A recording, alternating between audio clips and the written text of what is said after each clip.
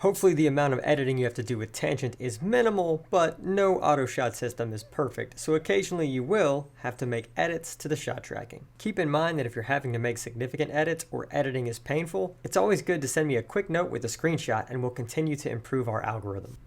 The most basic type of edit is moving a shot to a new location. You'll simply long press the shot you want to move until the map slightly shifts and then drag it to the correct location, paying special attention to the distance in the target icon in the top right to dial it in. Another simple edit is if you have to change the lie or the club for a given shot. The lie is important because it determines the strokes gained for the shot, which will be used in the stats later. Here's a list of the lies in tangent. In this case, the shot was actually blocked by a tree, so instead of being in the rough, it was a recovery shot. So I'll tap on the shot, tap the lie icon, and change the lie from rough to recovery. While I'm in here for the shot details, I'll go ahead and change the club. In this case, I punched out with a 2 hybrid. When you're done making edits, click the save button, and you should see the changes reflected on your map view. If you're a true data geek, you can also add shot metadata, such as mental scorecard, lie details, trajectory details, or strike quality. My typical approach is to only add metadata for shots that I hit particularly poorly so that I can go back and look at what may have happened. If you want to track more than that, by all means. To add the metadata to a shot, you'll simply tap on the shot you want to edit, which will bring up the shot details menu.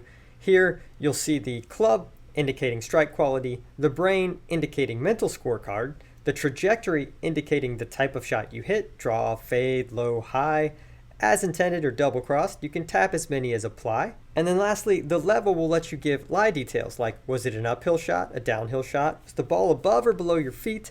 Was it a bad lie or in a divot? Again, I tend to track that just on bad shots. The data will be useful later. The need to reorder shots should be exceptionally rare.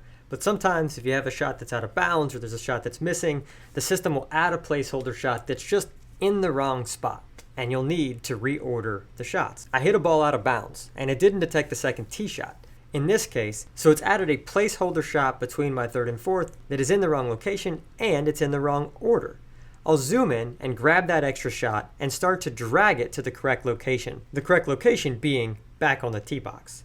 Now I have the shots all in the correct location with the 2 tee shots, but they're in the wrong order. The second tee shot was my third after the penalty, not my fourth. To change the order, I'll simply tap on the shots button to see the shots in a table. While I'm here, I can make many of the other edits like changing club, mental scorecard, etc. So after I add the club information, I'll just drag that fourth shot to the third location and I'm done. When I click dismiss, you'll see the screen properly reflects what happened. First tee shot going out of bounds, re-teeing, hitting it in play, and continuing the hole. Let's say you get ahead of yourself and add an extra shot. So you put in a 6, but you actually made a 5. The system has added a placeholder shot for the shot that it couldn't find, and you need to delete it to get the score right. Instead of changing the score, you can simply tap on the shot to delete it, or go to the shots table like I'm doing here, and delete the shot that shouldn't be there. Just like that, your score changed to a 5, and you're good to go. In the opposite case, let's say you forgot about a shot when you had to punch out from a recovery area. You could change the score and cause the algorithm to rerun, but the easier way is to tap on the shots, click Insert New Shot in between the 2 shots where you missed one. A placeholder shot will be added to the screen that you can then long press and drag to where it should have been.